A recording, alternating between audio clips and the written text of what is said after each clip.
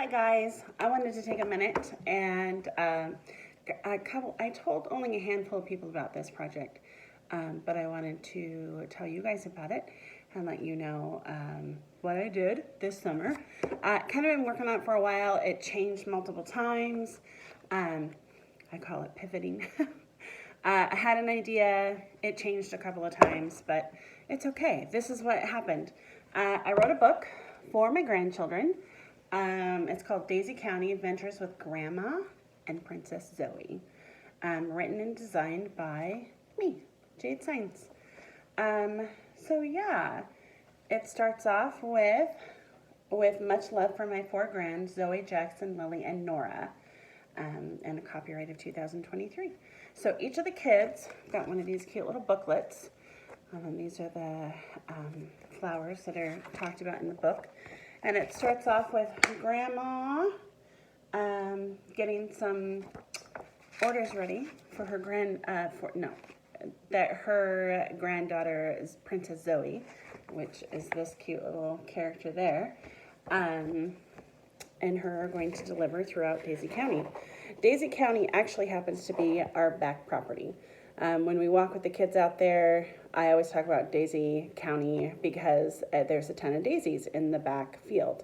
And while we're walking back there, there are certain lanes and there are certain groupings of trees and bushes and stuff like that kind of give us a marker as to where we are.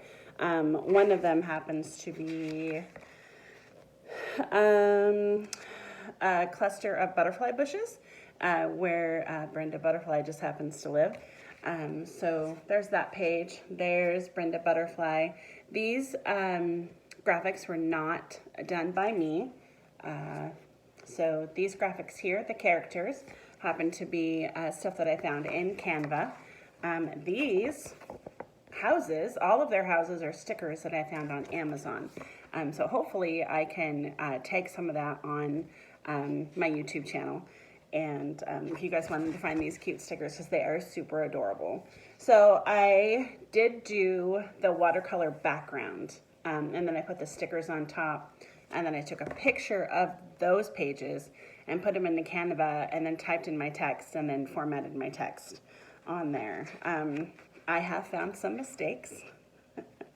When we read it last night, Zoe read it. She did a great job. Some of the print's kind of small for her, and she had forgotten her glasses, so she couldn't read the whole thing. So we kind of switched back and forth. It's very wordy, and I hadn't anticipated it being so wordy, but it's okay. She liked it. It has really fun words, like ramble and vibrant, ruffled. Let's see here. Enthusiastically was a really fun word for her to try and say. Beamed.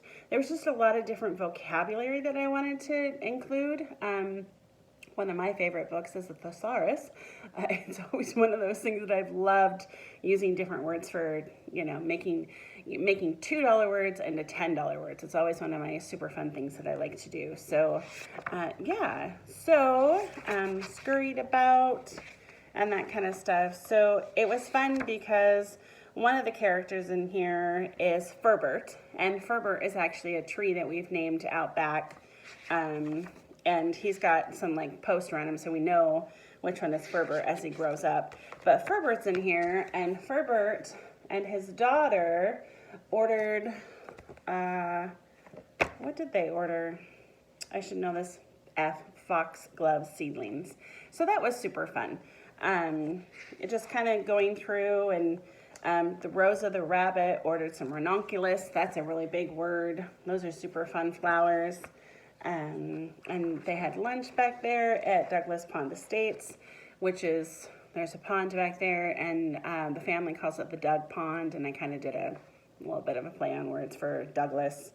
And just all sorts of adventures.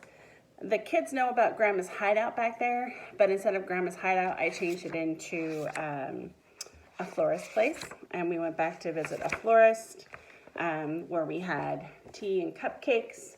Again, those graphics are all from Canva. This truck is from Canva. it just stuff that I kind of tossed in there. I just kind of filled in the blanks. The famous cottonwood arch, there's an arch back there. When you walk back there, you can see it. I think I've had it in a couple of my Instagram posts. But yeah, it was a lot of fun and stressful. I'm not gonna lie. It's a lot more complicated than I thought. So this is Zoe, and this is when she's drifting off to sleep, and then she's talking about delivering flowers to her friends come summertime. So it was just a lot of fun to do. Here's Rosa Rabbit, Sammy the Snail. What was really fun is the 5-year-old grandson, when he was reading it, we were talking about who we were going to deliver to, and we listed all of them to begin with. It's Mr. Fred Frog, Miss Brenda Butterfly, Ant Hill, Miss Mary Mouse, Mr. Sammy Snail, Miss Rosa Rabbit, and Frank Furbert, and a special delivery to Miss Cheryl, the florist at Courtyard Gardens. So it was funny because when we got to Freddie the Frog, I said, well, who's next? And he says, oh, who's next? So Zoe flipped forward and she looked to see who was next. So it also goes, like, there's a ton of things that I wanted to do in here, and that was like the sequence, like who do we visit first and what did they order? And then if we can, think back and talk about the book as to what did that order. And it's kind of fun because they're alliteration. So like Rosa Rabbit ordered ranunculus, and Ferber ordered foxgloves, and Ant Hill ordered hollyhocks. So HHBB and that kind of stuff. So when I got done with the book, I showed it to Joe. When I got done like kind of putting it together and trying to figure out how it was all going to flow, Joe said, oh, that's so fun. I love it. Why don't you put pictures of what the flowers look like after they bloom? So that's kind of a fun thing too, is kind of showing the kids what does a marigold look like. Of course, the kids know because they grew up around growing flowers and stuff like that. But I thought it would be fun to share with people in all sorts of different circles. But I'm not really sure yet what that's going to look like. I do want Zoe and I to record it and do a descriptive video for visually impaired students. And I'm talking about doing a story box. So we will see what that looks like and how far I get with that. And maybe I should have seen if any of these flowers were available in fake flowers so that we could figure out. I mean, I'm pretty sure I can probably pick them up anywhere, but we'll see. We'll see where it leads us. We'll see where it goes, but I'm super excited about it. So I will probably be reading it on video very soon, and sharing it with you guys. But I wanted to share it with you guys now because I was super excited. I've been wanting to write a children's book for, I don't know. It was always one of those, oh, this sounds like fun. Maybe I could do it. And so I decided to try it and tried a couple of different ways, and just decided that Canva was the easiest way to do it.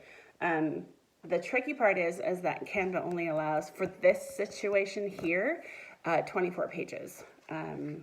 So it can't be super big. And really exciting part is that Zoe wants to write one too. So I'm excited to see what she does, and I told her I'd be more than happy to help her with it. And if you guys have any questions, let me know. Have a great day.